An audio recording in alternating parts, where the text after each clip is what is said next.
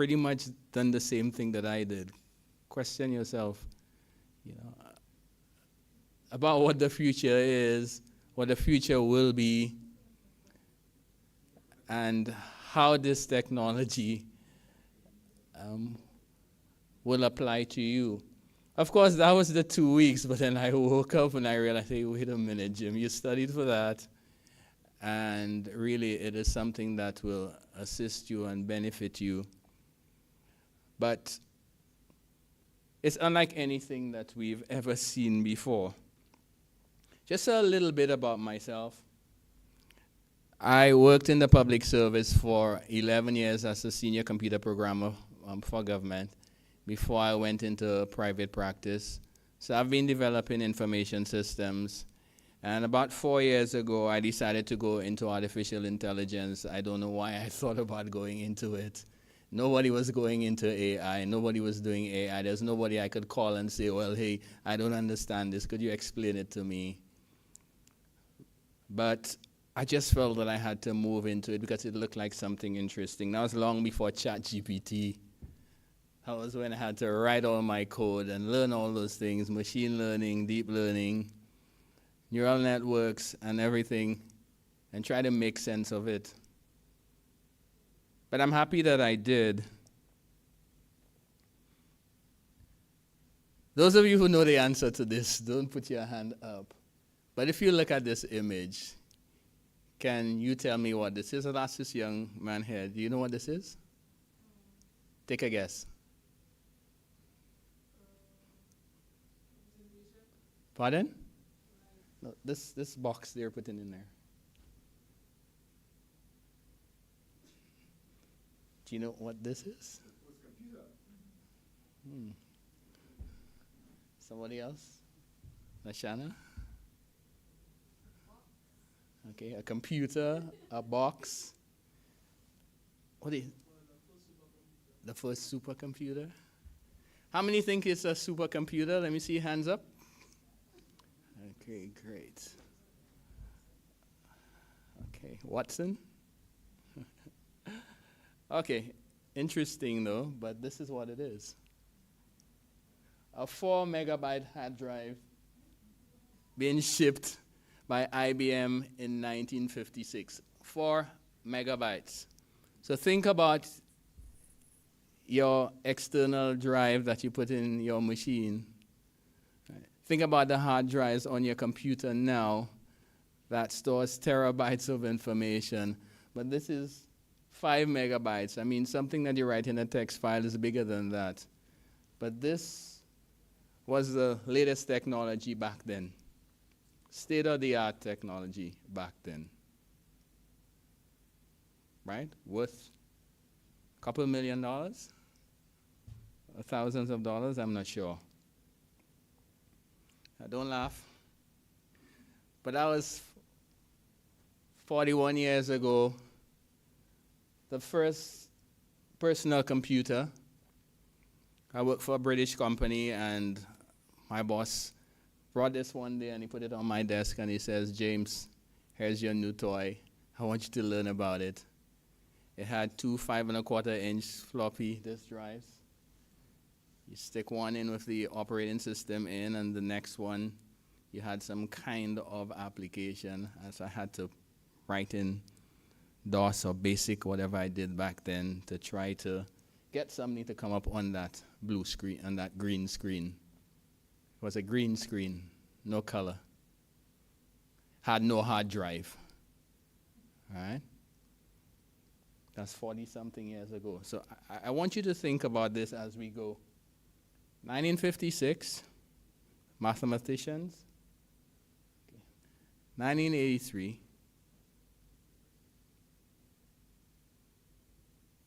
Now we are at this place where the things that we are doing with artificial intelligence seem like science fiction.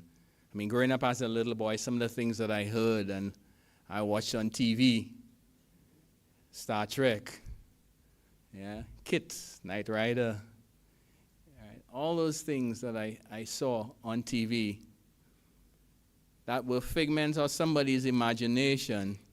It seems that we are now at the realm of this thing called science fiction, and we're living it right now.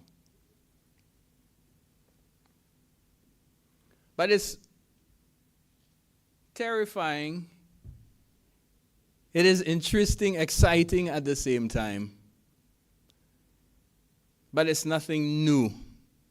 If you have to stop for a minute and to think about it, it's nothing new. We've been there before.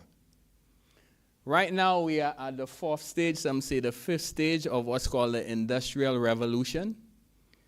And if I may ask the question, what is a revolution? When you think of a revolution, what happens during a revolution? Or what's a revolution? What's your name? Gilroy? Okay, Gilroy here. What's a revolution?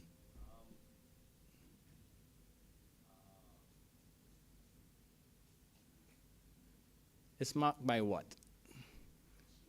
Change, yes. Change. Say it again. Dramatic, drastic change, yes. So what else happens when we have a revolution? I mean, those who studied in Cuba, viva la revolución. Transformational, right? Ideology change, paradigm shift, resistance, creative destruction, right?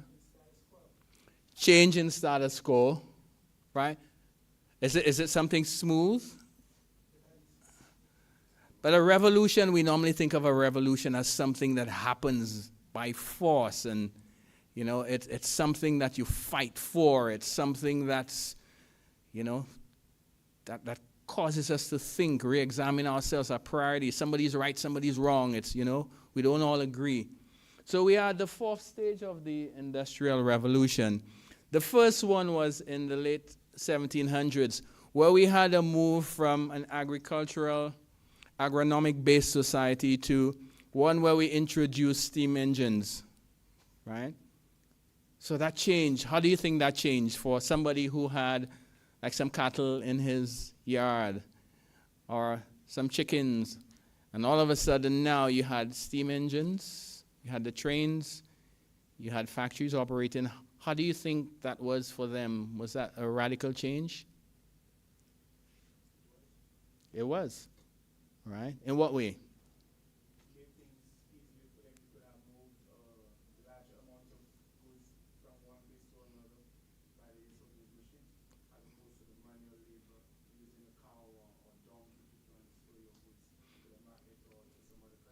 Right, but that was for the person who operated the steam engines and the trains. But what about the persons who were suddenly impacted?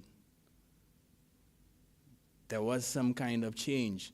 So now your wife no longer prepared your meals for you and called you at home to come inside for your meal. You were no longer around your children. You had to leave home and work on the railroads or go to a factory, and new things erupted because of this, right? Takeaway service, etc. It opened up new frontiers, new locations, places that you couldn't go before. So there was a change. Of course, you mentioned mechanization, and that was a plus, okay? You now could do things faster because you had this thing that was not dependent on animal or human labor, so it made the labor force more efficient. You had factories, etc. So it was like a new concept, okay? Of course, people died in the process, yeah? The second one we had was in the 1800s. We had the light bulb, electricity. We had planes, and that changed everything. So no longer did you have to row a boat, but then you could have taken a plane and gone overseas. Electricity made things more efficient. You could have worked longer hours. You could have done so much more. So that changed everything. Then in the 1980s, what did we have? Of course, internet. And was that a revolution? All right. With that came all the good. You could have done your research, and I was telling somebody earlier that before I would have had to have bought a volume of encyclopedias. And I remember us feeling so rich because we had encyclopedias. But every year you had to buy a new volume. And then it came out on CDs, right? And then I'm like, yes, that's so cool. And then we got the internet. I'm like, man, okay, now I could go online and find out all that information. That internet was so good. And of course, there are people who still wanted a little passbook because the computer and the internet were things that were exposing us to risks. And people were afraid, credit card fraud and all that, right? So there was the fear of that. So personal computers, as we saw, change everything. I remember doing typing for CXE. One of the first students to get to sit down in a room with the ladies, and I did typing for CXE. I got a grade 1.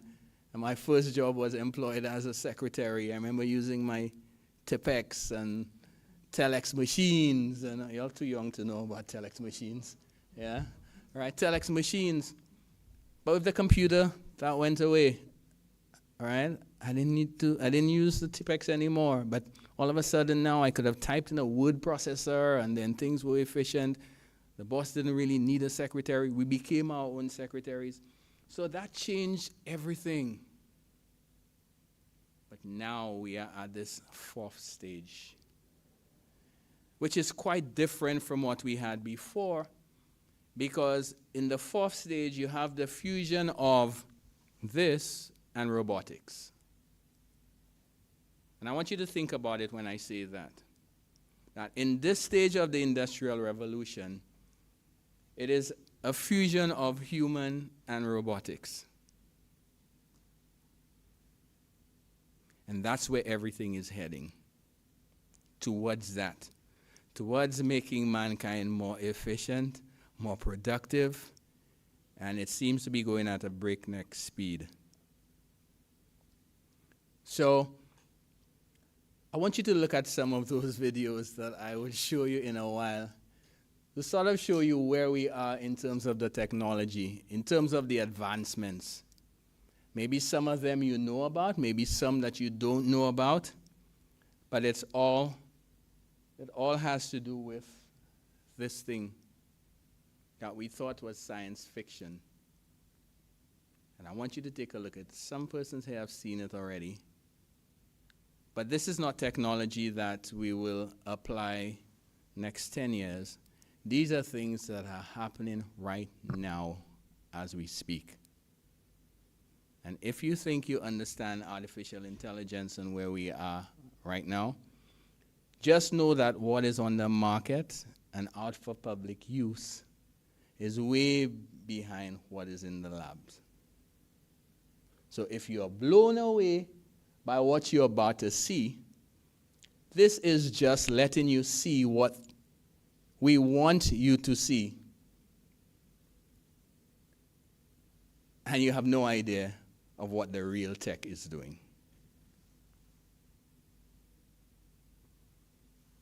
Feel free to ask any questions. By the way, I have a co-host here tonight. I will mention her in a while, but her name is Roberta. She'll be speaking from time to time, so you may feel free to speak to her. Hi, Roberta. I'm here tonight doing the keynote address on artificial intelligence, and you could say hi to the guests. Hello, everyone. I'm delighted to be here with you all tonight. Glenn will be sharing some fascinating insights on artificial intelligence. So let's get ready for an enlightening evening.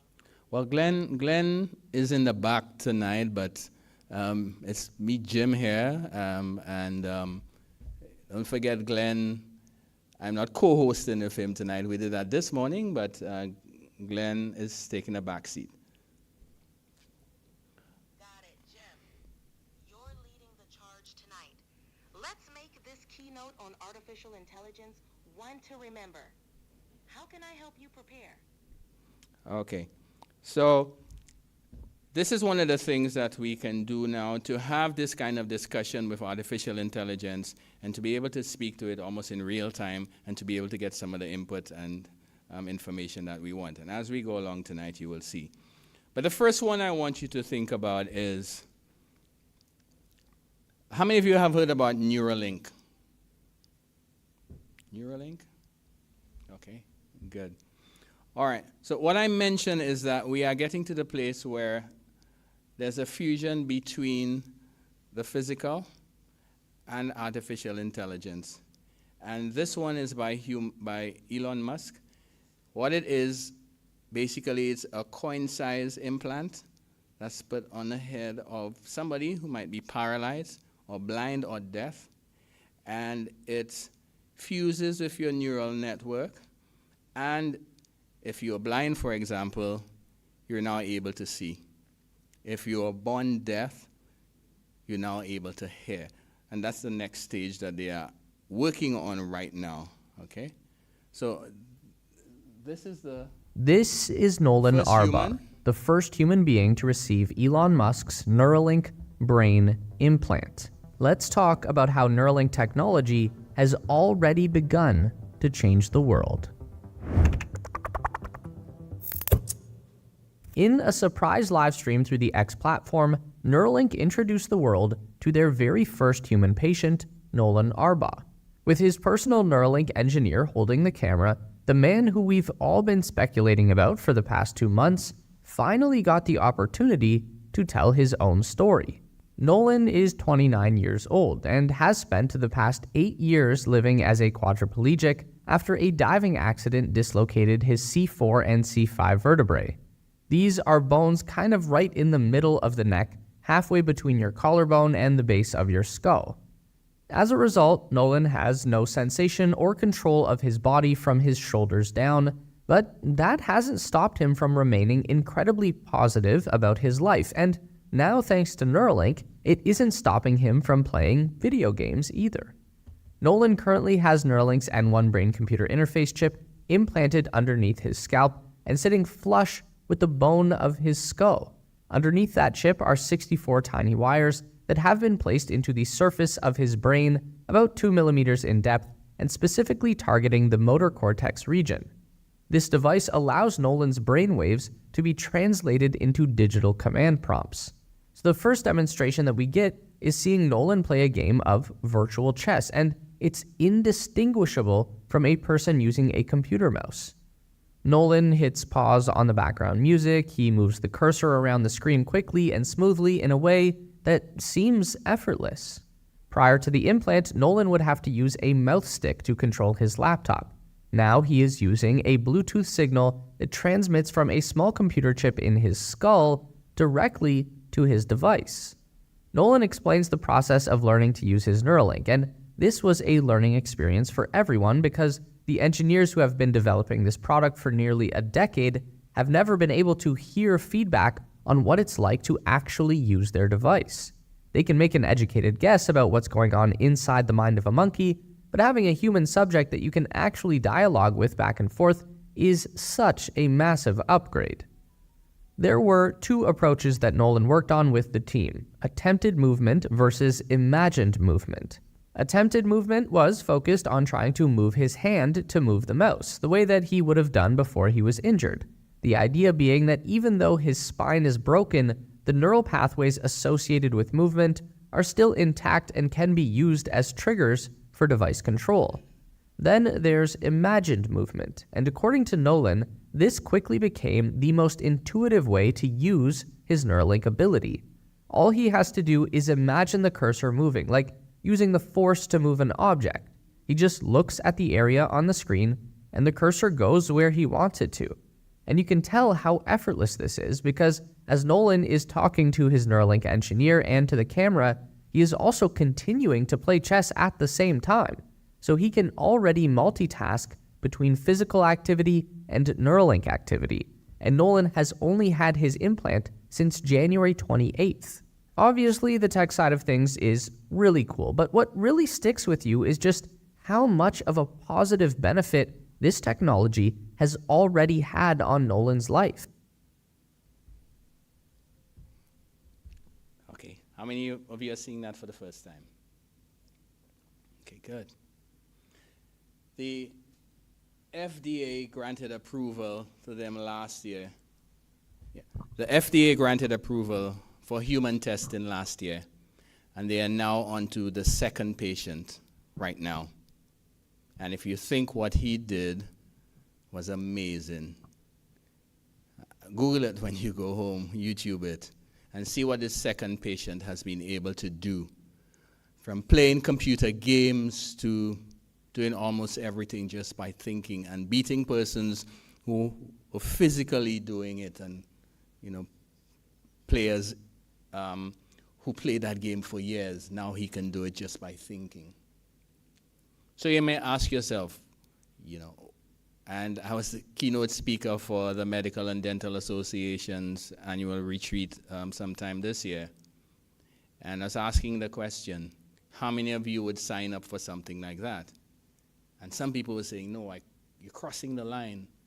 It's about ethics. And I asked the question, so what if your spouse was paralyzed and you had the ability, or the doctors had the ability, to find out, okay, or to get her or him to move or to do what he was doing again, would you?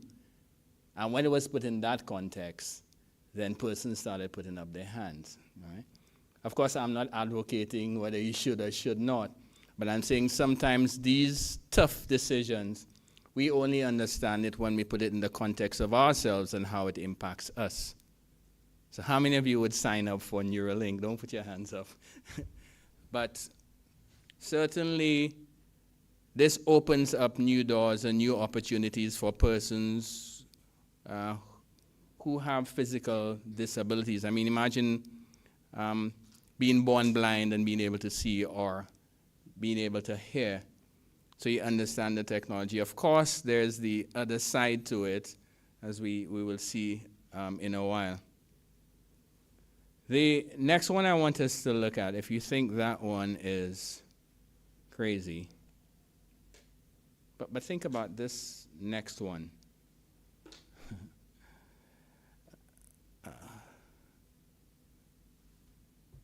All right, get ready, because tonight's Future of Everything is mind-bending, or actually mind-reading, because it's looking a lot more like AI is capable of reading our thoughts. And we're not just talking about it predicting what kind of TikTok we want to see next or what kind of product we might buy. This next breakthrough is a lot deeper, all the way down to the very tissue of our brains, where researchers have used AI to translate brain scans into text. Now, for this study, scientists at UT Austin created a 3D view of a person's brain while they listened, watched, or imagined a story. And see, we've got it for you right there. That pink stuff, all that pink stuff means above average brain activity, and the blue spots have below average brain activity. And to us, we see that and we're like, okay, that part's activated, that part's not. But researchers say the AI was able to read the brainwaves and translate all of that you're seeing right there into English and turn it into what looks like inner dialogue. This is a real leap forward compared to what's been done before, which is typically on like single words or short sentences, where you can get something about the gist of a sentence or something about, what a word is related to. But we're getting whole strings of text, pretty complicated ideas. Okay, so what does that actually look like? Check this out. Here are the volunteers, and the volunteers were asked to watch a movie clip without audio, and this is what the AI described. You're seeing it right there, actual stimulus, and they described, I see a girl that looks just like me get hit on her back, and then she is knocked off, end quote. The eyes saw it, the brain processed it, and the AI typed out what they were thinking. I'm still trying to figure out how that would even work. With us now is Nita Farahani. She is a futurist, an ethicist, a law professor at Duke University, the author of Battle for Your Brain, Defending the Right to Think Freely in the Age of Neurotechnology. Welcome, Doctor. So researchers are saying that they hope that this could one day help victims of like a stroke. But how do you see this type of technology being used? Okay, so let me just explain what just happened there. How many of you all know an MRI machine? Okay. Or an fMRI machine. Basically, they put you under it and they take scans of your brain. This is what you saw there. Just by taking a scan of the brain, just by looking at the images of the scan of the brain, they were able to take those images and convert it to text of what the person was seeing. This is not future tech, all right? So just imagine a victim is an accident. So rather than just taking like a scan of the brain and then the doctor now has to go and try to read it, right there and then it's reading the thoughts of the person under that machine. So you're able to understand exactly what that person is thinking at that time. It gets better or worse? What about dreams? Dreams is the next one, and that's technology that has been around for 10 years. And the imagery I'm going to show you is from 10 years ago, before we had those high-powered machines and we had even AI now, kind of generative AI that we have now that can do image segmentation, all those things, right? Basically, the same principle. You put the man under the fMRI machine and then take a scan of his brain while he is sleeping, and then it converts the images of those scans into video, so now you can play back his dreams. Now, listen to what I'm saying. Understand what I'm saying. This is technology that has been there for 10 years. And you could see it from the quality of the image that I will show you in a while.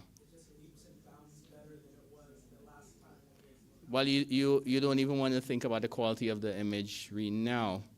So think about what Elon did that I showed you, all right, in Neuralink. Think about what I showed you earlier about converting it to text. So now you're able to decode it and actually get the video of what is there. I'm saying all of this because I want you to think about the discussions that we've had about privacy. Today we're speaking about privacy, data privacy. Up here is one of the last places you think you have, right? As your own little private haven, that whatever I have here is a secret or sacred, however you want to say it. And this is non-invasive technology, right? They've now gotten it down to wearables. Glasses, right? You don't need to go under this fMRI machine or MRI machine anymore. But let me just show it to you. This is what they did 10 years ago.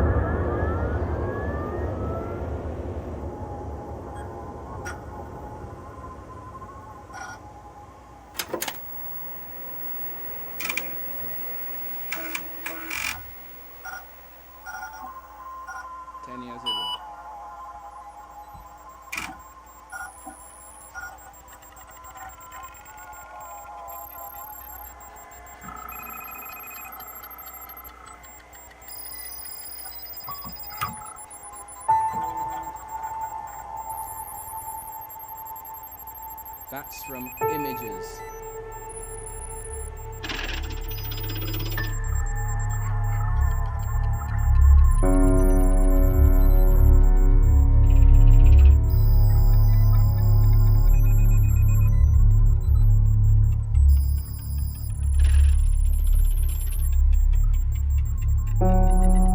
Understand, the technology gets better because as it gets better, as you start having more data, it starts to clean up some of those things, yeah?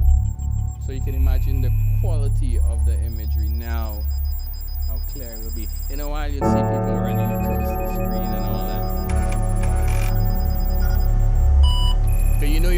have different stages. You go in and out, and it's not always just consistent. So it depends on at what stage he was dreaming, or she was.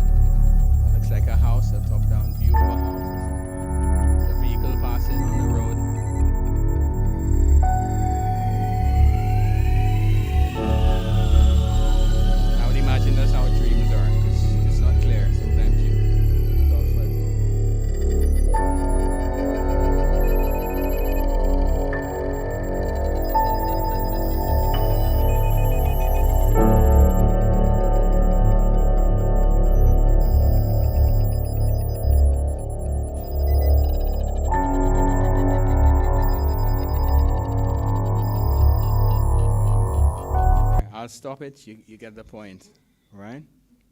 It's 10 years ago.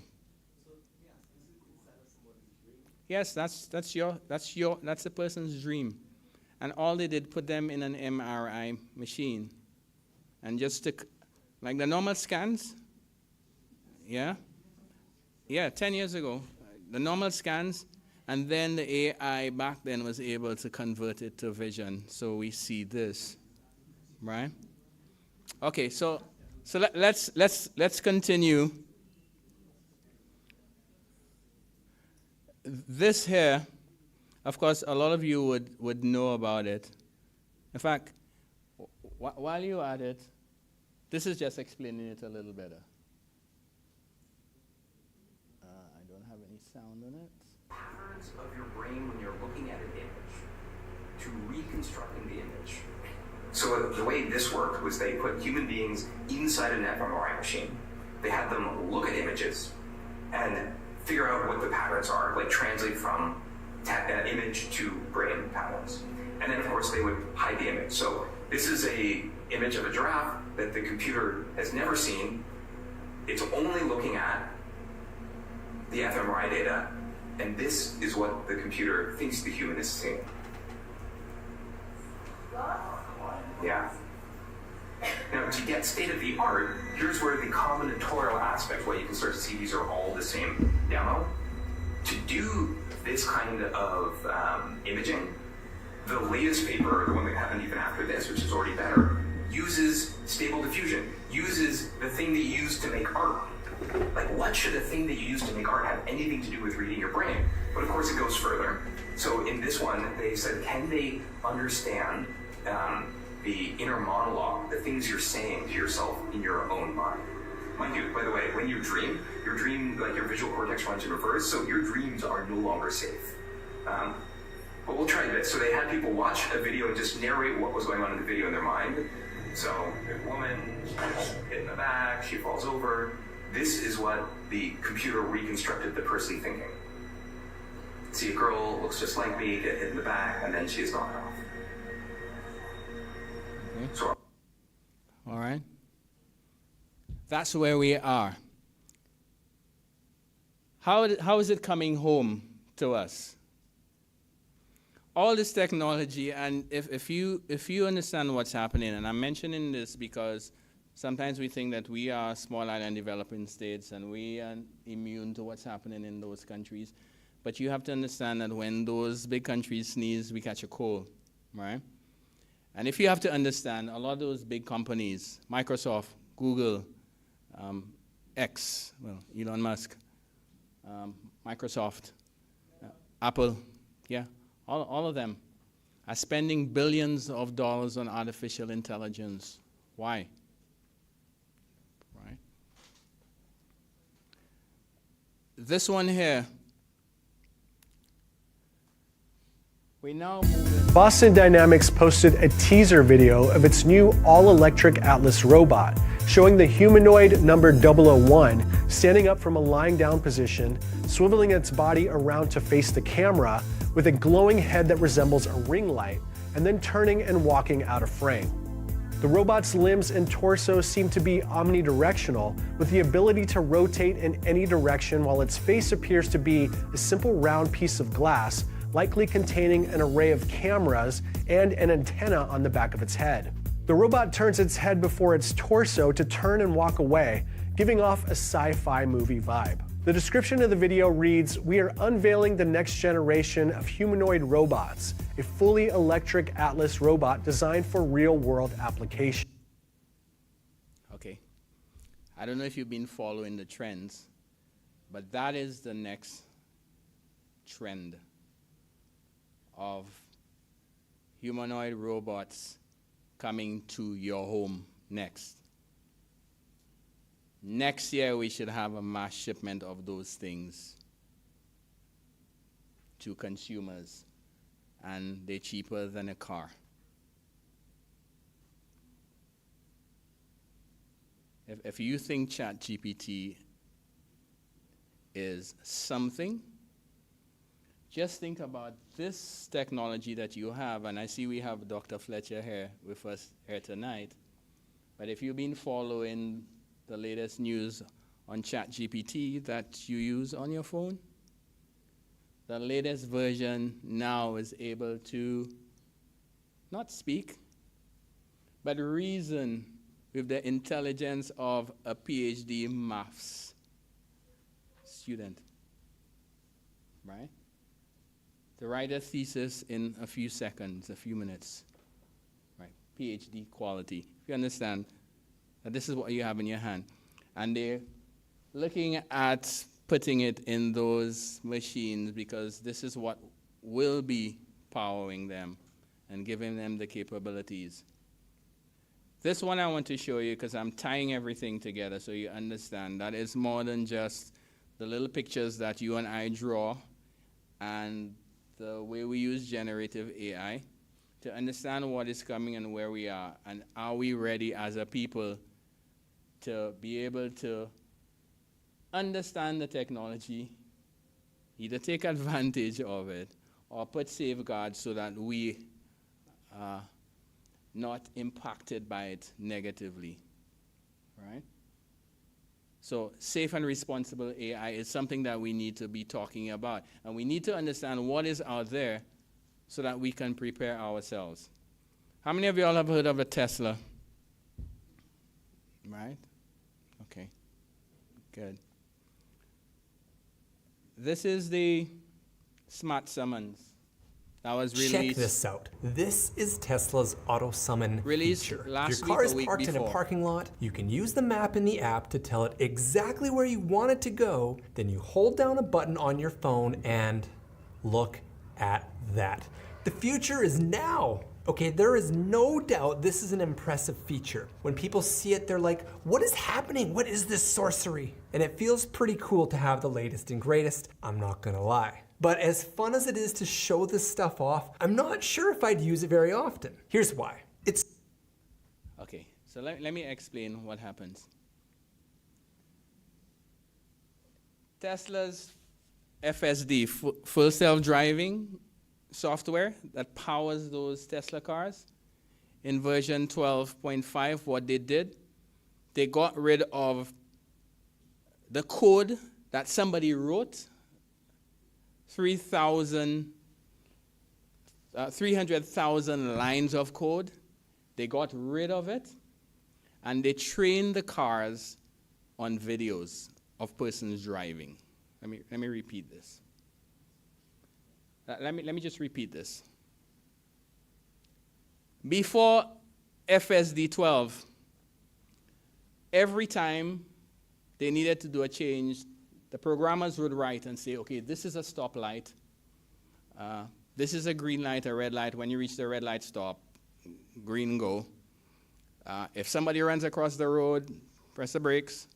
They got rid of every single line of code and trained it on videos. And it learned how to drive itself without one line of code.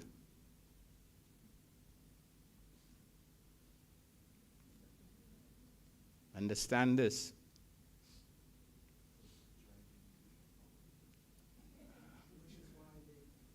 So, this here is Tesla's humanoid called Optimus. That's an earlier version of Optimus that will be coming to your homes. Basically, what they did was the same thing they did with the car.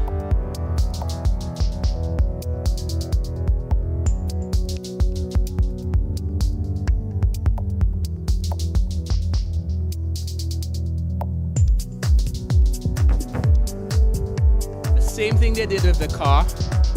No lines of code.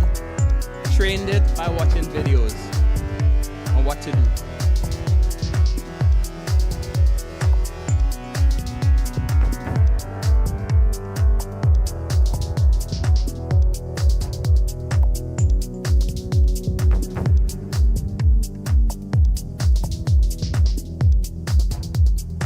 It's full end to end.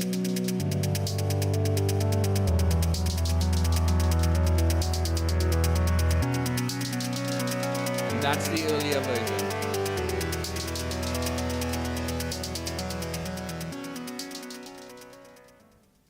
That's the earlier version. Right? Last one I want to show. This flying car will actually be allowed to fly. Aleph Aeronautics, a California-based startup, has received a special airworthiness certification from the Federal Aviation Administration. That means the company will be able to test out their Model A on the ground and in the skies. The Aleph Model A can carry up to 2 people at a time. It's considered a low-speed vehicle. It drives fast enough to be street legal, but if a driver wants more speed, the company assumes they'll take the car into the air. Takeoff in this vehicle is vertical, straight into the sky like a helicopter, instead of needing a runway like a plane. The electric vehicle has a long road, or sky, of prototype testing ahead of it. But Aleph is already taking pre-orders for the Model A, which is expected to sell for $300,000. For Inside Edition Digital, I'm TC Newman. Okay? All right. So, does it sound like science fiction? No, it sounds like Jason. Well, that one. It sounds like one of the things you see at CES that never comes. That's what it sounds like. But it's actually happening. This is not like CES anymore. This is what's actually happening. But I should ask you a question. I should ask you to elaborate on your question, on your answer, sorry. What does that mean? Well, specifically the flying cars one, because we have seen many startups and many projects that have gotten their various certifications. So it's more like I wouldn't be surprised at some point if it does happen, but at this current stage at least, I don't see it happening, and it also unloads an entire can of worms that they have yet to legislate on, which of course sometimes you need some destruction to happen before legislation catches up with what's actually happening. Purely on the flying car one, the Boston Dynamics robot and the various other humanoid robots,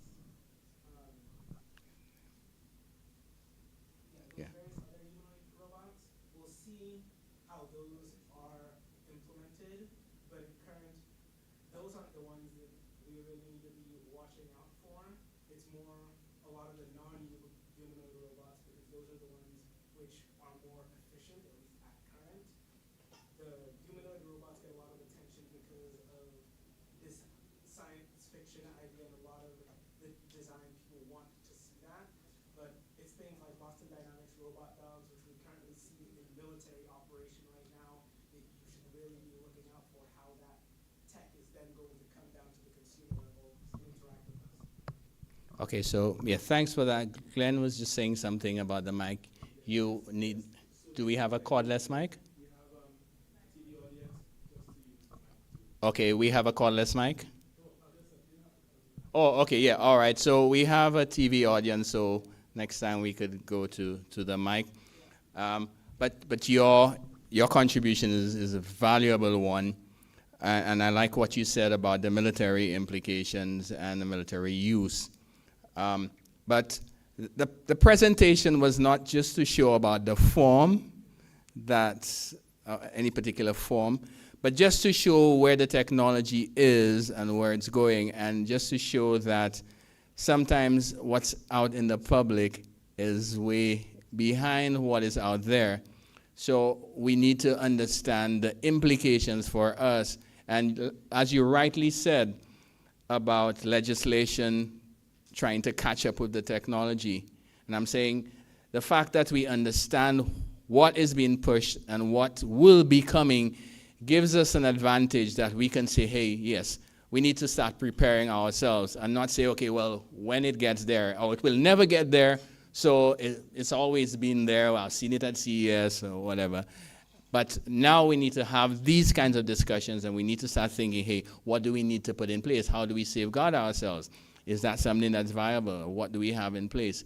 Because whether we want to accept it or not, it's part of the Industrial Revolution, and it has disrupted us in ways that we could not have imagined last year. And even earlier this year, I think from March, yes, some of the things that we're seeing right now and the technology could do and AI can do, and basically it's the same technology that's fueling and powering those things. And to go back to what you were saying, and even to go back to what I was saying, artificial intelligence has been there from way back. But the reason why it has not been able to get the kind of we're not able to get the kind of advances that we have because what? We didn't have the hardware, we didn't have the data, and plus the type of technology that we use right now, the types of models that we have, particularly like the transformer model and all that we have, we're able to do some of those things that we could not do back then, is opening the door for us to do things that we previously could not have done. So to say that because we were not able to do it, we will not be able to do it, we need to think differently. But I certainly take, what you're saying into consideration. I think you were saying something. You want to? Yes, go ahead, yes. Good evening. Jim, I just wanted to say, most of us would have seen Jetsons so many decades ago with all those flying cars, and it's actually becoming a reality. Just to debunk what he's saying, I mean, everything improves in time, right? I need to say, ladies and gentlemen, I said that to my wife when I first met her 19 years ago.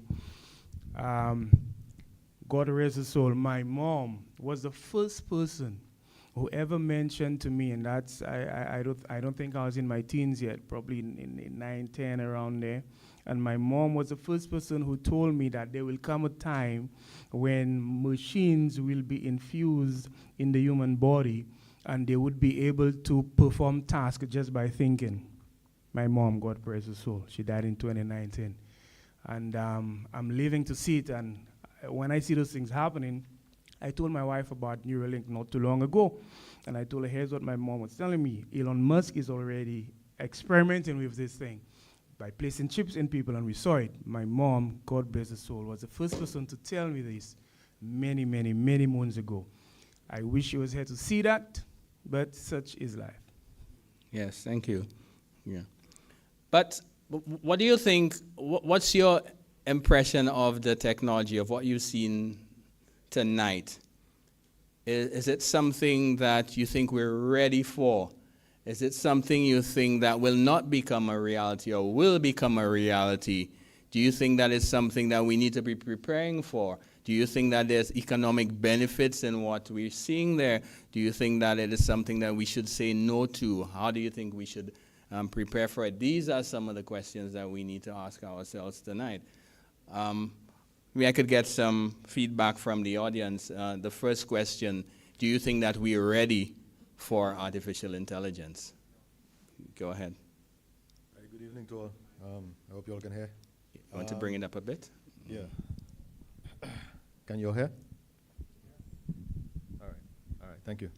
I'm listening to what you're saying, and I'm looking at artificial intelligence as having a lot of positive avenues where we can grow and stuff like that. But, you know, we have a difficult time even being responsible with a cell phone. Far less technology that, you know, that we maybe at one point cannot control, because based on what I'm seeing there, if AI learns, it depends on who the teacher is.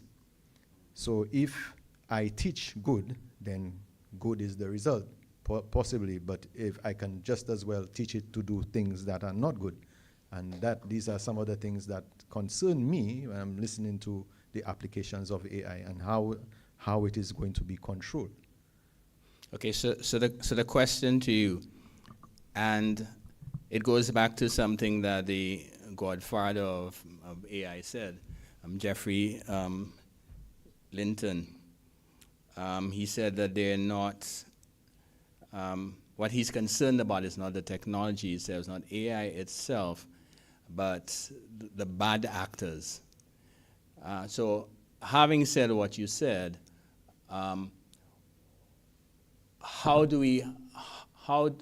it goes back to the responsibility, as you mentioned about the cell phone. So how do we become responsible, and how does that responsibility, and where does that responsibility start?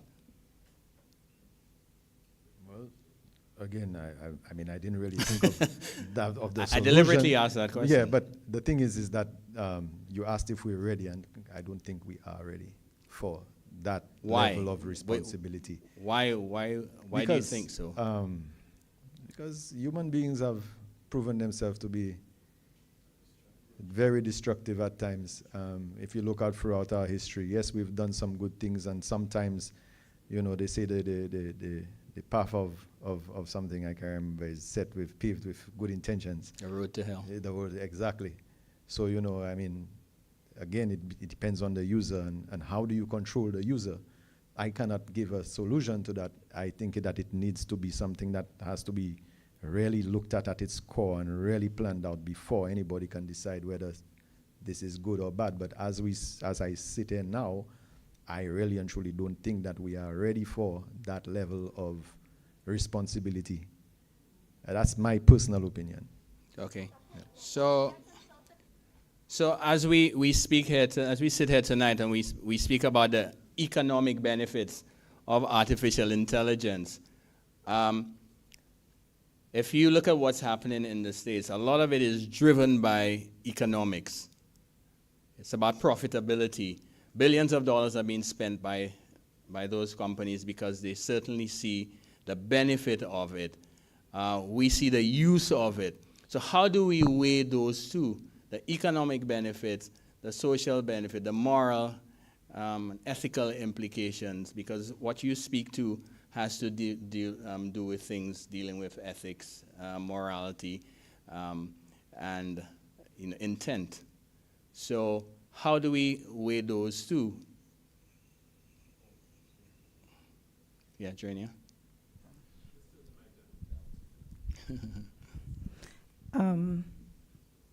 To look at the first question, are we ready? It's not a question of being ready, it's already here. So it's either you shape up and you get on the wagon. In terms of when we look at our society and being ready, there are still people trying to apply systems that belongs to the third industrial revolution and second to this new system. So the question is, how do you get those persons who are still stuck in the third and second industrial revolution to get on board to this fourth one, to convince them that you need to make a shift and you need to accept that it is here. It is the same way that I watched the black and white television, then there was color, and there was a point in time St. Lucia television shut down at a certain time in the night. And then it became 24 hours. And then people said all sorts of things. We would be jumping off the cliff, and there would be this, and there would be that. And now we have Netflix, and you can go on when you want. So how do we as a society dealing with productivity get those persons who are still applying those systems that is slowing down the process and our advancement to get on board the train? And man has always dealt with ethical, moral issues when it comes to technology and all sorts of other things.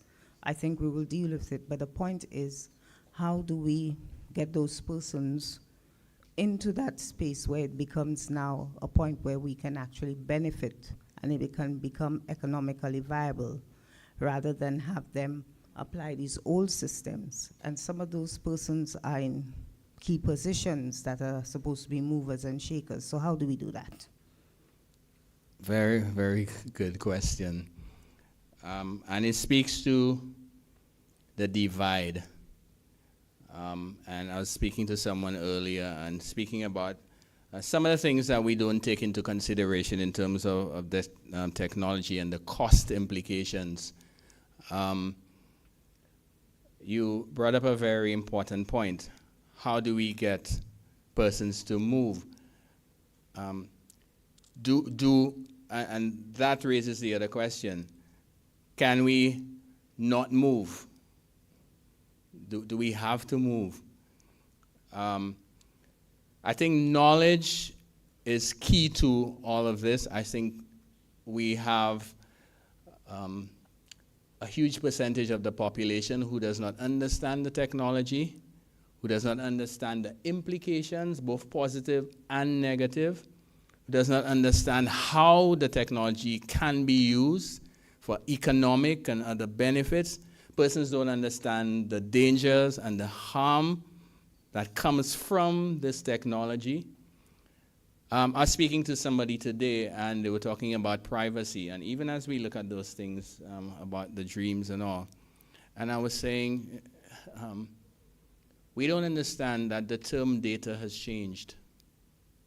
Whereas before, I mean, last week we were doing a session, Mr. Khan, and I was mentioning to you, we still think that data is something that's in our legacy systems, our databases, our spreadsheets, our paper files. But generative AI has shown us that it doesn't really matter what it is. Here is Elon training on videos, right? Here we see that through just a scan, you're able to convert it to text, to video.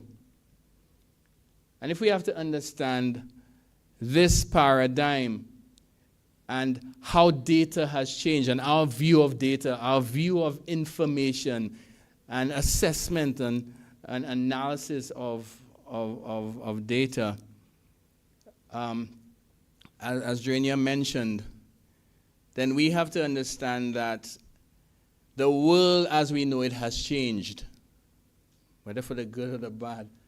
This is a discussion that we will need to have. But life as we know it has changed. And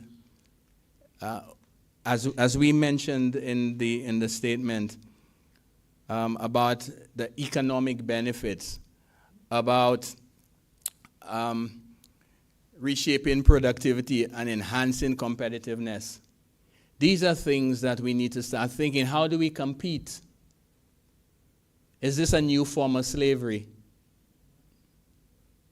I don't want to go there, but is that a case where the players with all the money, with all the tech, with all the infrastructure are now imprisoning us, that those who don't have will be left behind. Those who don't have it will be the ignorant ones. Those who don't apply it. Reading and writing was something that we looked at as something that enslaved us, the ability to read and write. And now those tools are coming to take away, well, let me make sure.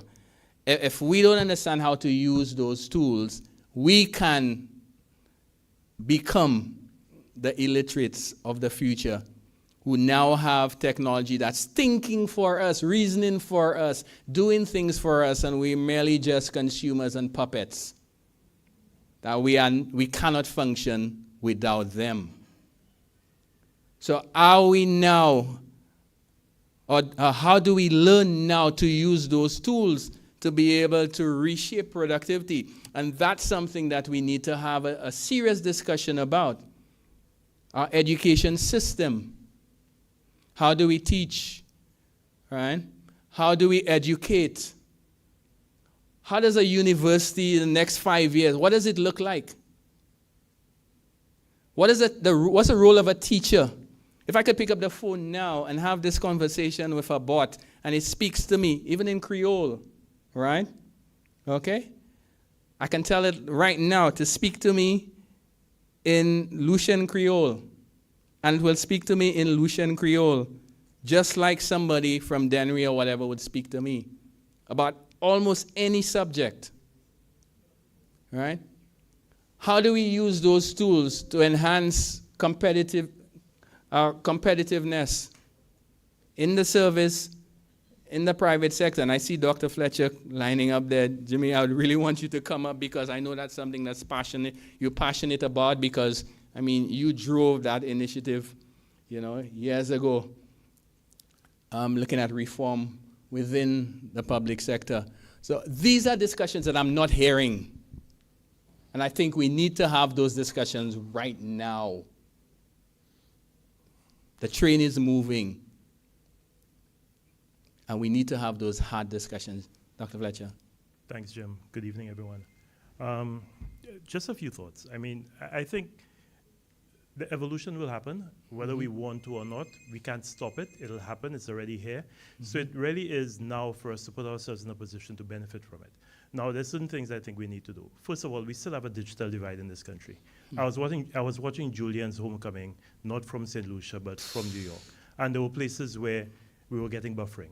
Now, you can't talk about using AI, using technology, which is so hungry for data, if we can't even watch a video feed, not in 4K. Okay, we can't even watch a video feed on our television from Viewfort to Castries without there being dead spots. It means now that we are creating poverty. We are creating another level of poverty because the people who live in those areas will never be able to benefit from the technology the way somebody living in Groseley or Viewfort or some other area where the service provider has concentrated its service. So that's the first thing we have to do. Second thing we have to look at is training and retraining. I mean, you're right. It's the phrase from Toffler that the illiterate of the future, not those who cannot read or write, but they are those who cannot learn, unlearn, and relearn. Now, the thing is, the young people now are digital natives. That will not be a problem for them. The problem are the older ones. And how do they adjust? Some of them will not adjust. Some of them will die. I mean, I'm being blunt. They are dying. So this technology is not so much for them. It is to ensure that the young people that we have can benefit from it, and we give them. There are things that I can now ask ChatGPT to do that it will do for me. If I want a non-disclosure agreement written, I will give it all the information, and I will tell ChatGPT, give me a non-disclosure agreement. I had to speak in a foreign country, and they asked me for a speaker contract. I'd never done a speaker contract before. I got it done in 2 seconds. I just told it what I wanted, and that was done. That, unfortunately, is now work that's been taken away from someone. So we have to retrain people. The people who will not have to worry about AI are the people who, when I worked in Dominica, I saw on that ferry with me all the time. The trained carpenters and tradesmen, they don't have to worry about AI. So, Yet. At least not yet. At least not yet. At least not yet. Yeah, but so they have some. So we have to understand where the technology is going and prepare our population for those trends, because we know, okay, there we have a little bit of time. We're not going to get to digital printing for a while of houses, so we have a little bit of time there. But there are other areas where we are still training people. If you go on the government priority list, you will see that we are telling people go and get take a student loan to do things that AI is replacing. Yes. Now that doesn't make sense. Okay. The other thing that I think we have to look at is who is driving the AI, and you touched on it. AI is not being driven by philanthropy. AI is being driven by the private sector. So they want the AI to do what makes sense for them and what will bring them profit. So that is something, again, we have to see how we can influence. And when I say we, I'm not talking about you and me, but I'm talking about civil society, small island developing states coming together as a collective and ensuring that we can get AI that works for us, which brings me to a point of the data and the information. I am very worried that the algorithms that are being used are not our algorithms. Okay, so the outcomes are not outcomes that are favorable to us or make sense to us. Recently, I did a recruitment for a regional agency that I am part of, I'm chairing, and we contracted someone who told us that, look, this psychometric testing tool he has is perfect. We don't even have to interview the person. That after they've done these psychometric tests, he can guarantee me that he's going to give me the rock star. And he gave me the rock star out of, we interviewed 15 people. He told me, this person is your rock star. We interviewed his rock star, and his rock star did not come 5th or 6th. Because there are certain things that the algorithms were being interpreted to look for. And I did it. And the things it told me about myself were absolutely false. It said that, you see, it looks, if you ask Otter or Reed to do a transcript of your Zoom chat, it will tell you that they were aggressive or there was loud chatter. That's just us talking normally. Yep. But it interprets that as aggression. It interprets that as there being anger, and that's the bias. That's the information bias that has been fed into the machine. We have to ensure that AI is not giving outcomes that are inimical to our own interests. And again, I think that's where some of the conversations need to be, because there are certain things we can influence and certain things that we cannot influence. But you know what really worries me? The AI we don't know about.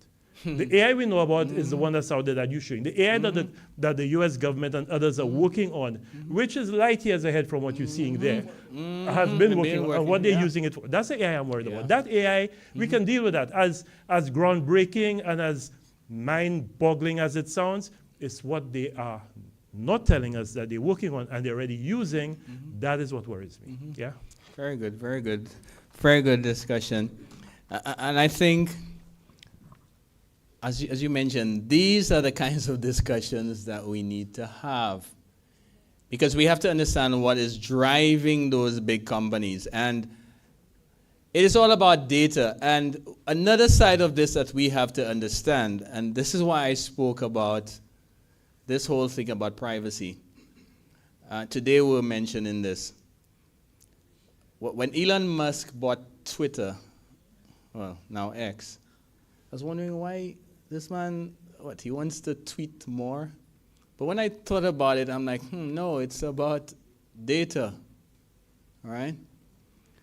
You understand now that with generative AI and all the things that we're able to do with it, that's them getting more data, more information about you and I, right down to a micro level, to be able to, well, Dr. Fletcher mentioned it. Right? It's about profitability. It's about control. And he spoke about the military component. I don't even want to go there because you could understand where this is going. But the implications of all of this, and a lot of AI is being used in military applications or military, have military implications, and a lot of it, all right? So how do we prepare ourselves? How do we prepare for what's not what's coming, but what's there? Your question, Mr. Senville. Thank you. Good night, everyone. Good night. You asked a few questions that I think I'll try to tackle maybe 2 or 3. There's so many, I just couldn't do justice to them all. We've seen the videos of people who could link to the machines. The Neuralink, for example, we see the Teslas that drive themselves. We could see where some of that is going. And to answer your question partially about how do we prepare ourselves, I think we need to consider what do we need to be and what do we need to yield, what do we need to give up in a way to take advantage of this. So for example, self-driving cars, whether they're programmed with crack programmers, writing their code, or some AI using videos to train the machines, one way or the other, they'll be given instructions, algorithms, as Dr. Fletcher said before. But the bottom line is they'll be driving machines capable of driving themselves and passengers, us, in them. Are we prepared to not be driving a vehicle actively behind the wheel and let the vehicle take us where we say we want to go and pick us up where we say we will be or where we are? Are we prepared to give up the walking to a vehicle, putting a key in the ignition, and driving off? The mindset of those who think, well, they might not be safe, they might crash. Perhaps we cause crashes when we drive.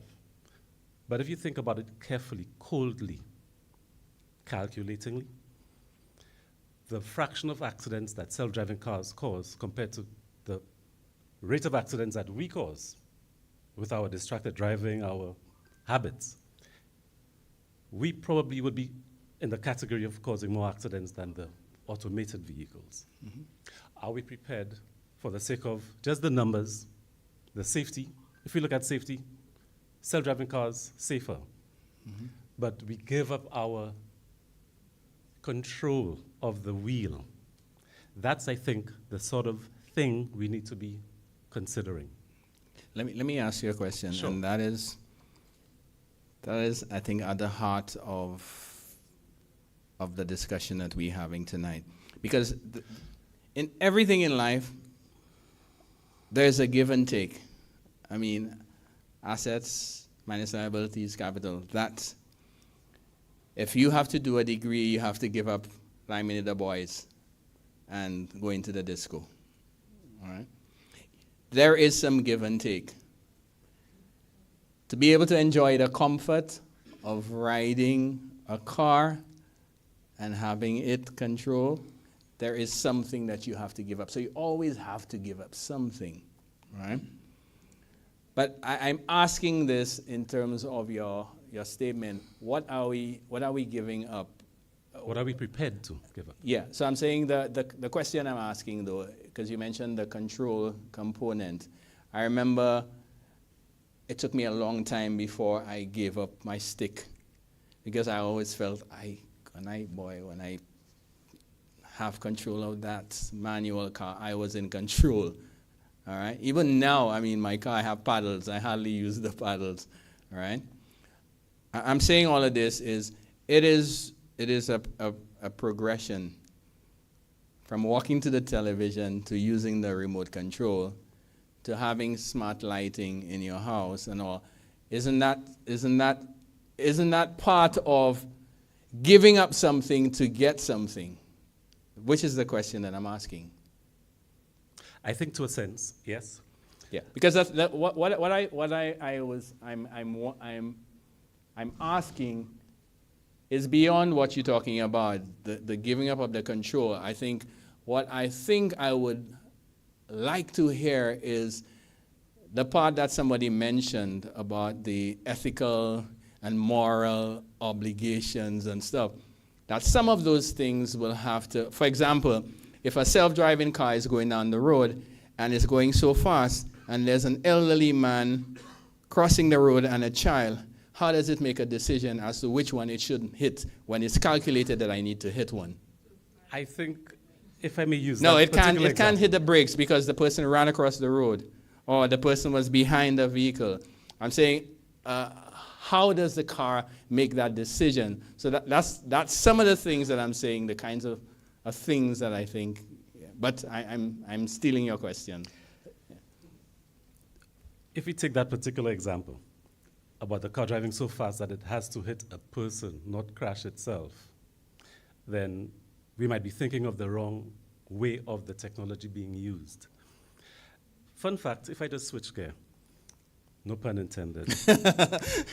I was using ChatGPT earlier this year, and someone in a group that I'm in, a chat group, mentioned that he had a problem with it giving the correct count of the letters R in the word strawberry. Mm-hmm. A lot of the models struggle with that. I thought that must have been something he made up. So I went online myself, and true to form, it said strawberry had two R's, not three. Mm-hmm. So when we take to an extreme the application of technology and surrendering to it some of the decision-making, some of the control I mentioned earlier, we do so at our peril. And going back to Dr. Fletcher's point about what we can do with it and the technology, the underpinnings we need. If you look at just the basics of telecommunications and how we cannot do a live stream from V4 to Cass Street without buffering from point to point. There are certain basic things we need to have in place before we could really take off with the use of that type of technology. And I look forward to the day when the things that we see or we could imagine we can use such technology for, we have the basics in place to make use of it. That's where I'll end. But I will say that going back to the example about how many letters, how many R's are there in the word strawberry? It was amusing initially, but when you think about what else might be riding on top of that and what else is on top of it, it gave me a moment to pause and reflect that there's a lot we can do if it works well, but we really have to make sure that we get the basics right. Yes, yeah. Thank you. Yeah, very, very good. You'll be happy to know that of late there have been some models that have correctively been able to get the number of hours in the word strawberry. So I think we're still at the infancy stage, and we are now using different models and different ways of doing our assessment to be able to get some of these answers. So we're getting there. Yeah. Jerry. Yes, hi. I'll start with a question and I'll circle back to it. When are we going to take charge of all of this technology for our own purposes? Okay, I want you to explain that. I'll come back to it. I was part of the whole discussion with the 2 hours versus 3 hours in strawberry and so on. And interestingly, even as an IT person, I only just recently jumped into the AI pool. I'd been avoiding it all along. And one of the things that worries me is that from the start, I kept thinking of that movie, Minority Report. Mm-hmm. And it brought me to where Dr. Fletcher said, for example, who is training the AI? Mm-hmm. Even the ones we don't know about. Now, you mentioned about you can ask AI to speak Lucian Creole, and it will do so. Actually, it doesn't. 3 days ago, one of my colleagues did the test, and it was speaking Creole, but it was speaking Creole with a Martinican accent. Haiti and Martinique. And the reason for that is, where did that training come from? It's not been trained on Lucian Creole, so it will not give you Lucian Creole. Now, that's where the cultural bias comes in. Going back to the idea of the Minority Report. For something as innocuous as how many hours in strawberry, and it says 2 instead of 3. What happens to larger decisions that we as individuals don't see the back end, the underbelly, how the sausage is made? We don't see that. We feed something into the machine, and those machines can get as large and as complex as possible. It can be things like deciding whether you get a visa, whether you get admitted into a country, whether a judicial decision takes you to jail or sets you free. And when you have those kinds of flaws that are in there that we are not aware of, and someone says, but your solution is incorrect. And I say, no, well, that's what the machine says, so it has to be correct. I mean, nowadays, we even get that with simple cash registers where you say, no, you made a mistake. And I say, that's what the machine told me. Mm-hmm. Mm-hmm. So we have to be aware that those sorts of biases, those kinds of issues can affect what we do. And so we have to get involved. We have to get involved very early on. We can't wait until the developed countries or those with their own self-interest develop their systems and pass it on to us. Who will determine what the guardrails are? Okay? We have to be part of that conversation, and we cannot sit back and wait until it's developed to then just accept something where we will then become, as you said, we will simply remain consumers or slaves to whatever is pushed onto us. And if those systems are being manipulated from the back end, who knows what's happening. The videos that we get on our mobiles, whether it's TikTok or whatever, those are generated from algorithms that someone is manipulating for their own purpose, okay? Whether it is to collect data or whether it is to train you to think in a particular way, okay? There was a report, I think it was over the weekend, where on certain large-scale social media platforms, I won't mention them, X, the algorithm was actually pushing misinformation to persons about storm relief and so on, simply because someone had decided that that is what they want, or that is what they want to happen. So, coming back to how do we take charge of it? We have to be proactive. We have to start deciding what kind of guardrails we within the region want. And as a Caribbean collective, we're more similar than anything. We have particular nuances, cultural, whatever, that are particular to us that is not understood from the outside. Where, who was it that said the voice was saying aggressive? Right. Yeah, and that's how we speak.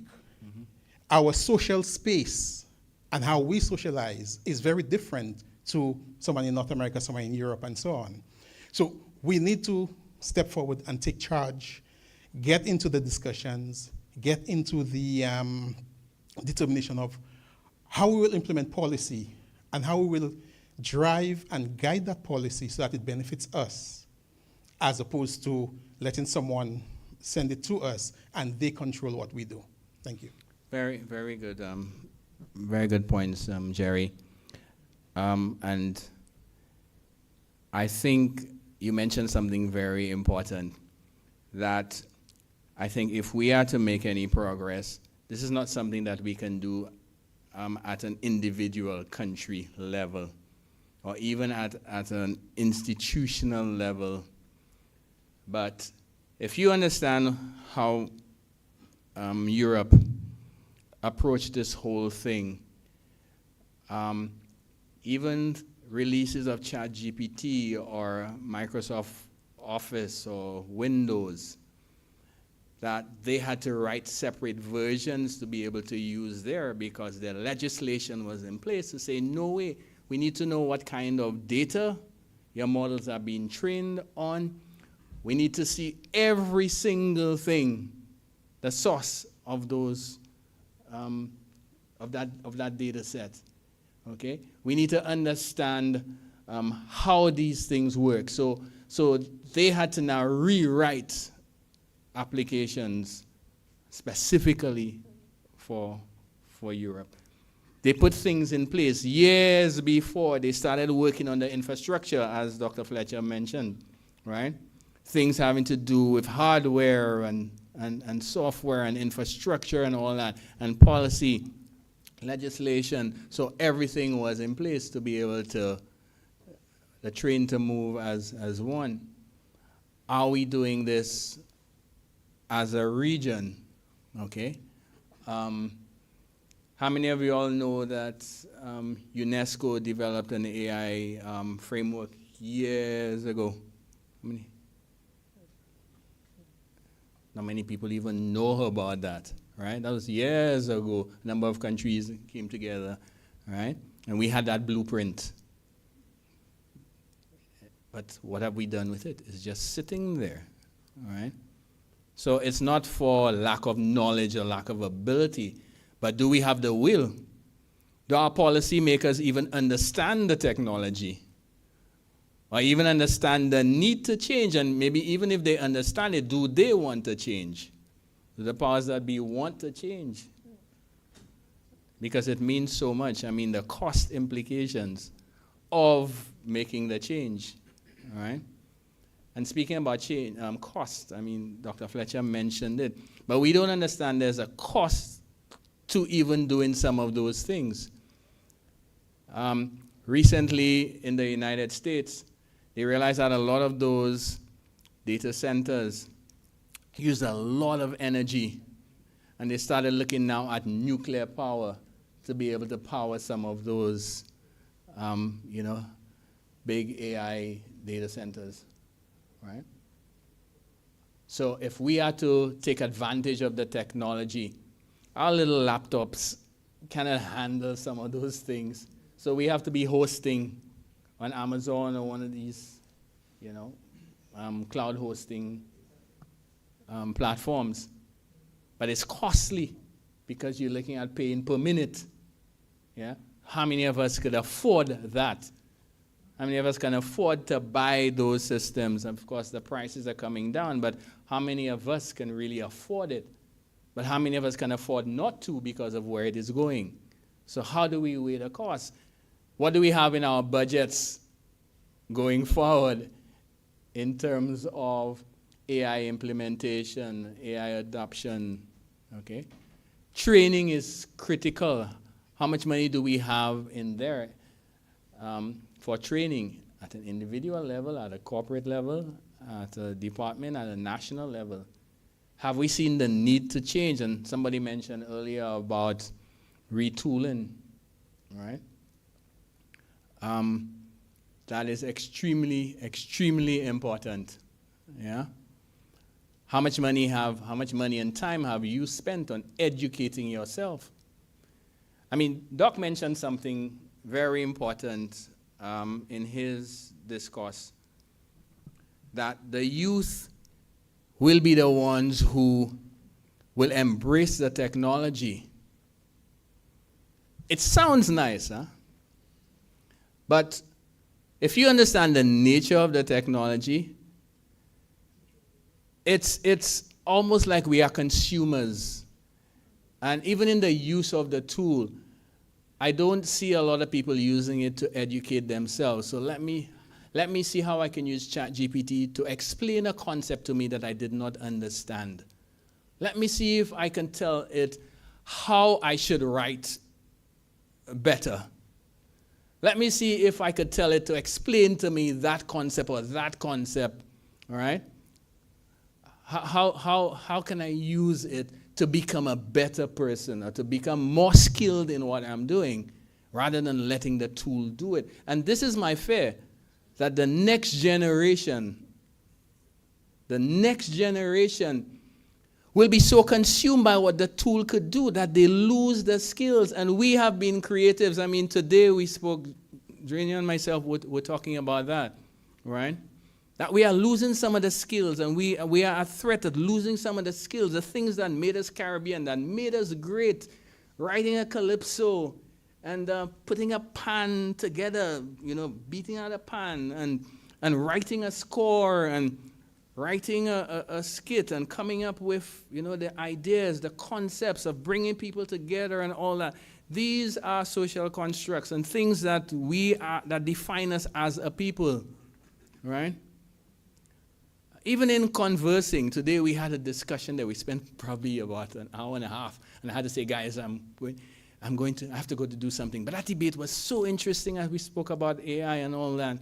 And I'm saying, but the tools are now moving us away from this, because now there's now a disease where persons are falling in love with chatbots. And I can tell you, as somebody who uses it, that it's so easy to speak and say, look, tell me how to do that, or have a conversation. And people, and if you understand where the technology is going, and I saw it 2 years ago when I was at a certain hotel for holidays.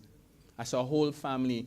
Somebody had a tablet, somebody had a laptop, and there was like table tennis equipment and the pools and all that, and they came down and spent their money, and all of them were on their devices at a table and still using the devices. So I say all of this to say that these are the kinds of discussions that we need to have in terms of what are our priorities. Somebody mentioned that, okay? You wanted to say something, so you went back. Yes. Yeah, so, where do I start? Okay, so in terms of at least AI, right, I think one thing, starting here, is that now the term is being thrown around left and right, but a lot of that nowadays is the most revolutionary part of it is generative AI. A lot of other forms of AI, right, have been around for a lot longer than people recognize, right? So I think that's one thing a lot of people at first need to take into account. This isn't necessarily new, but it's expanded on a level that is now something to keep in mind even more so than if you had never thought of it before, right? And going on top of that, I myself, 22 turning 23, right? I can say among my peers, right, I am fortunate enough to be interested. I like to look at the consumer, a little bit of the commercial, and of course the greater scale of technology, but even among my peers, that isn't necessarily a norm, right? I've been very fortunate enough to learn the skills of, how to Google. A lot of people don't think about that, but while someone might write the most recent studies on self-driving cars, I might write self-driving cars studies 2024, and that might give me an exact set on what I'm looking for, right? Learning how to use Google in that way, right? Now, with the emergence of a lot more artificial intelligence and various models, right? Rather than searching that, you can just search most recent studies on self-driving cars 2024, because the language used for that has developed to make it more common, to make an easier barrier to entry, right? But on top of that, going back to, how we're saying education is important, right? Education and effective communication is the best way to learn how to use those tools, right? Going into it, right, that means even among my peers, as someone who is into that sort of field that has that interest, right,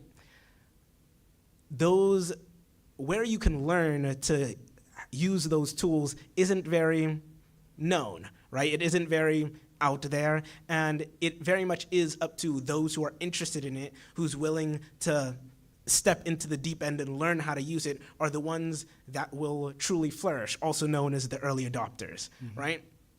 So going on, keeping that in mind, and us talking about education, how do you think, with your expertise, right, with your knowledge, is the best way to implement that knowledge, that use of the tools, the use of generative AI, to truly benefit and understand its pros and cons, and how one can use it truly for themselves on how to be creative rather than losing that creativity, right? Okay, so your question is a very good one, and that's why it goes back to the discussion I had with the Principals Association 4 years ago when I spoke to them.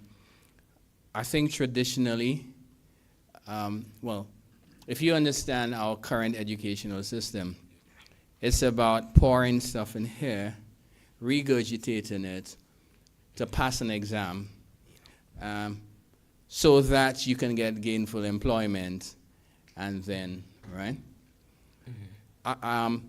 Those who have learned to excel in the accumulation of knowledge, and, I wouldn't even say the application of the knowledge, but the accumulation of knowledge, you get compensated or you get paid for the demonstration of the knowledge that you have.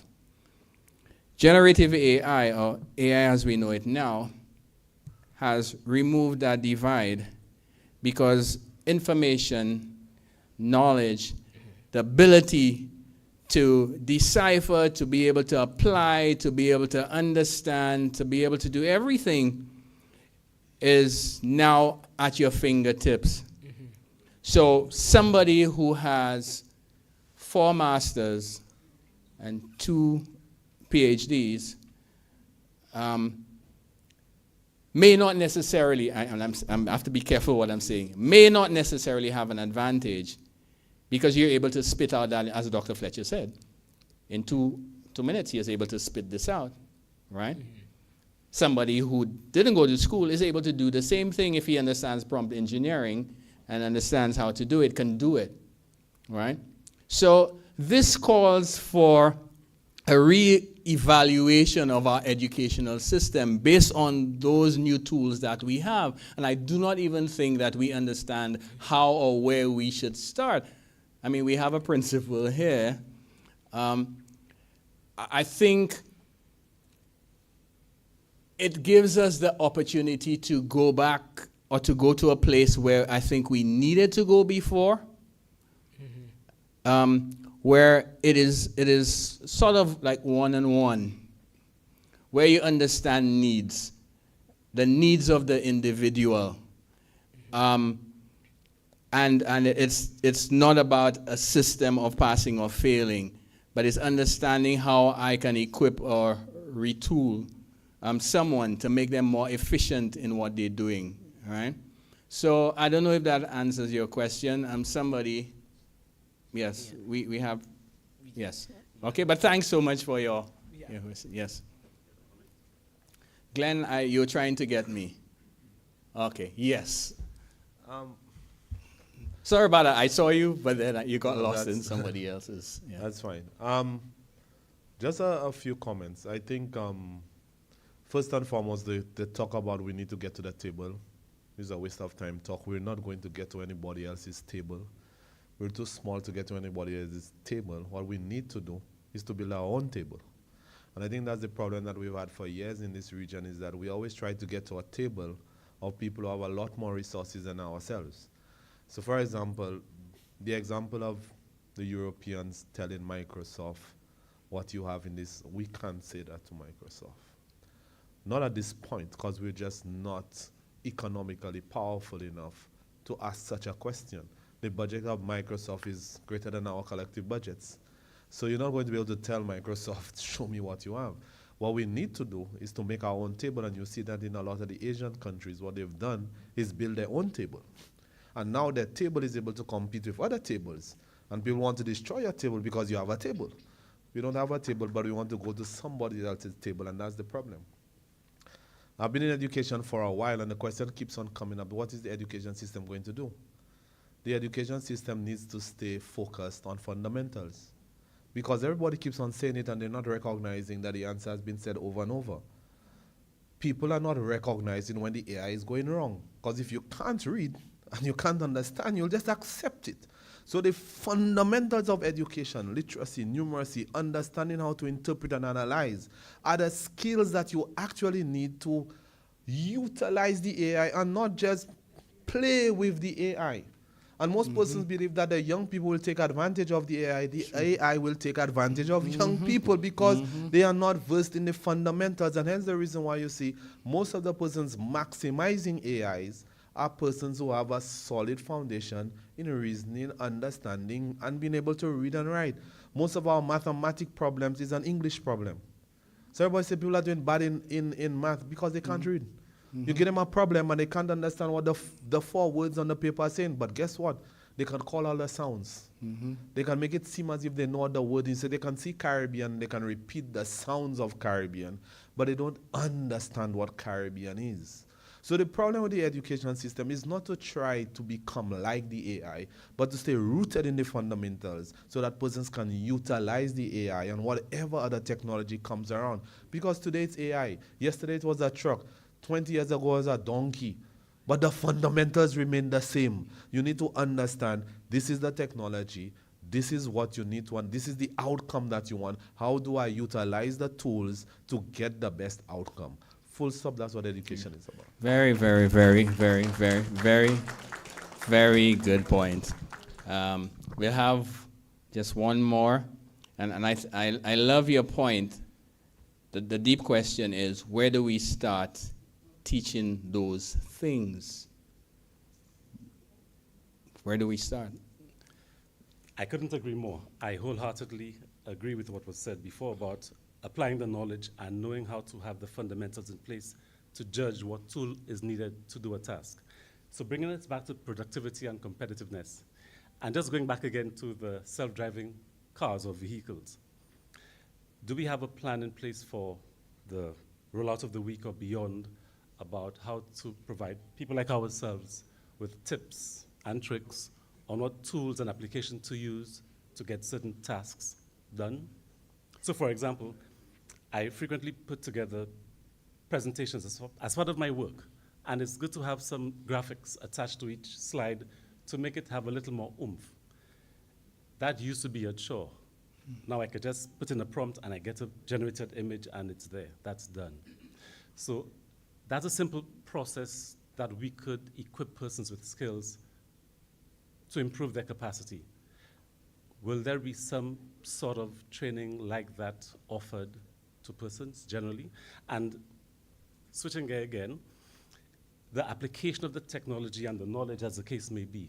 If we think of how we could apply different types of technology, and I'm going back to self-driving vehicles, if we consider that there are persons today, if you drive to certain parts of the country at night, there are people looking for transport to get to Dennery, Viewfort, etc. And it's 10, 11 in the night. With self-driving vehicles, we could have a fleet of automated vehicles making rounds around the country, giving those people a way to get home on a regulated sort of fashion. So I'm thinking of how we could apply technology, whether it's self-driving cars, whether it's ChatGPT or anything else. Yeah. But I'm hoping that we have, as part of the program being planned, how persons could be equipped and empowered to actually use some of the basic tools to improve their capacity. Yes. Thank you. Thank you. Thank you. Yes, we do, as I see we're wrapping up. And this is one of the things like my company does. We've trained quite a number of persons in both the private and public sector, organizations. We regularly hold training sessions, workshops, and teaching them fundamentals in artificial intelligence, in the tools. Thursday, we'll be holding a session for secretaries in the service. We had a session for the IT professionals and managers and key department heads a few months ago. Yeah, looking at this whole AI thrust and understanding how AI works. So I'm saying education is something that is going forward. There is an element of self-education that's extremely important. Yeah. We have access to tools. We have access to YouTube. We have access to ChatGPT. We have access. So we cannot have the old way of thinking and say my employer didn't, or my mother didn't, or they didn't have money to send me to school. All of us, if we truly understand the need for us to develop ourselves, can take advantage of what is there. And I think forums like these are part of the educational process. But I think tonight is one of those nights where at least we can have a discussion about the importance of reshaping productivity in whatever form that is. I think in the service, it is extremely important and necessary. I think in the private sector, on an individual level, it's extremely important. And this whole thing to enhance competitiveness is extremely important. But all of us have to understand that we need to be responsible. We need to take advantage of what is there, and also understanding the risks that are involved, and making sure that whatever we do is implemented in a safe and responsible manner. So I thank all of you tonight for your input. I thank you all for coming there. My timekeeper is there. So thank you so much for the discussion, and I really enjoyed you all being here. Thank you.